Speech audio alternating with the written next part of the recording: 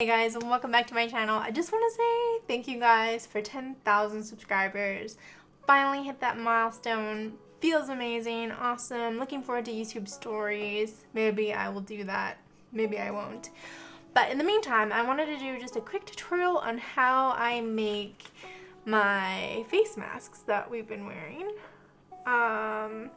These are just some really quick, easy to put together face masks that were actually constructed by a nurse. This one's called AB Mask 2.0 for a nurse by a nurse. And basically you can download the PDF for free. It's just one piece that you need to cut out. And they do recommend 100% cotton fabric with no stretch and a pretty tight weave. Masks might give you a false sense of security, but they do have a pocket inside where you can stick like a more hardcore filter so that you actually do get more protection. But yeah, I'm gonna show you how you can just quickly put some together. I've made 8 masks now as a novice sewer, and I would really recommend you sew them a couple at a time at least. Like 4 at a time is definitely doable, and I think that really works pretty well, especially because you have to make so much binding. But I'm going to show you a little trick and tool to help you with your bindings. But for the fabric, I've just used some old cotton shirts of Doug's, and for the binding, it's just an old bed sheet, like a fitted sheet, that I've cut up and constructed these masks with. So let's go on a journey of making these masks. So the first thing you need to do is cut out your pattern, which I'll have linked down below. And you cut out 2, one for the outer layer, one for the inner layer, and then you need some long binding strips. Now to form the binding, I have this cool little tool. This is a little 18mm binder maker thingy. So my binding strips are 1.5 inches, and you just jam the fabric through this little tool, which takes a long time. You can see the struggle. But eventually you'll be able to pull the fabric through, and it automatically creates the binding by folding the fabric in on itself. So once you've pulled it through, you can see you just kind of tug the fabric back and forth until it starts behaving properly, and then you can see your binding is pretty much ready to go. It just needs ironed flat. So once you've got it through the machine, go ahead and iron your binding. If you're not doing this with this little tool, you can do it manually just by folding the edges of the binding to meet in the middle and then iron it down. But honestly, these tools are super cheap and they save so much time. Once you're done that, you just fold the binding in half once more and go ahead and iron your binding strips. Pattern says you'll need 2 42-inch of these binding strips, so I'm going to cut them down to size, and then 1 8-inch strip, or about 2 approximately 4-inch strips depending on the size of your mask.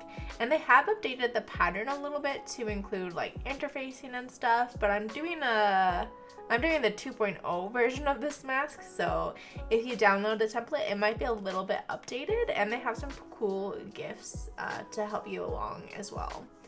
So you can see I've got my 2 binding strips, 2 42 inches, and 2 smaller inches. If you don't have quite enough fabric, you can always cut and sew your binding strips together.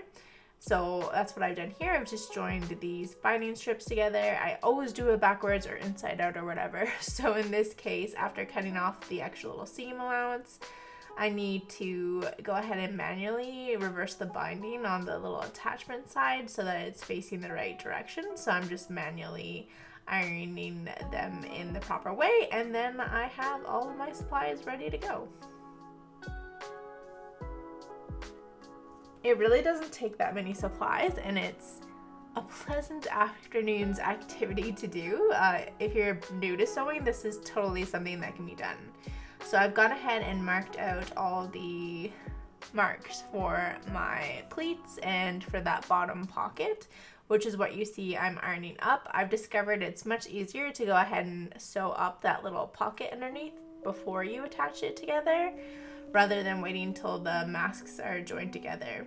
So I would go ahead and sew up this little strip right now. I'm also gonna go ahead right now and iron in the dart at the top of both the inner and outer fabric. Now at this point you can see me ironing in the pleats, and for whatever reason on this mask I did the inner and outer layers separately, but honestly I would recommend that you put them together and kind of baste them in place and then iron in the pleats. But honestly it doesn't make that big of a difference. And I've also experimented with doing the darts before and after. Honestly, nothing really makes that big of a difference. So now you can see I'm pinning the sides together, and I'm going to sew them together and then cut off the extra fabric so that when I put on the binding edge, everything is nice and hidden, all the previous stitching within the folds, and there's definitely no gaps or air getting through. So once you've done that, go ahead and sew up both edges.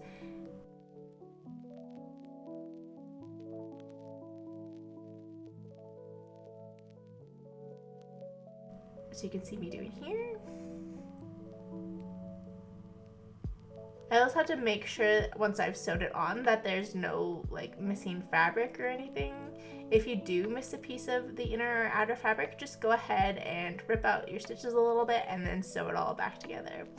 Afterwards you can clip off the extra little bit of binding, and we're going to attach the top and bottom strips, which also act as like the ties for your mask. So I'm marking the center of the binding and the mask and then pinning it in place.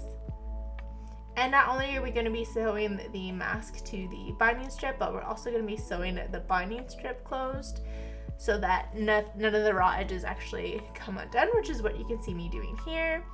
And then just very carefully, slowly sew on the top and repeat for the bottom. You can see I'm lining it up. On the bottom, you just want to make sure that you're not sewing the top and bottom layer together, because there is a pocket where you can stick an extra filter in, so just don't sew up over there. But you do want to catch the fabric on the end. Once you cut it out and look at the pattern, it'll make a lot more sense. Your final step is just sewing up the edges. I'm just folding it over twice and then sewing it down with the machine so that none of the edges start coming undone. And very simple, very easy to do. They do recommend that you do a different inside and outside fabric so you know when you take it on and off which is which. But yeah, very easy, beautiful to do, even for a super novice sewer like myself. Yay!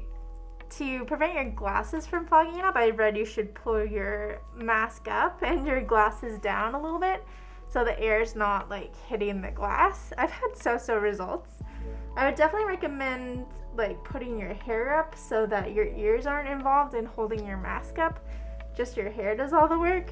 And for mask hair, I would recommend you hand wash them and just hang them to dry, because if you're anything like me, you're not the world's best sewer, so you don't want to be like throwing them in the washing machine and the dryer, especially with these like long tails. Thank you guys so much for joining me. I hope you enjoyed today's video. If you did, give it a thumbs up, subscribe down below for more beauty videos from me. I put out new videos every Tuesday and Thursday, and I'm so glad to have you along with me. So aside from that, I'll leave the links for all the mask patterns and everything down below.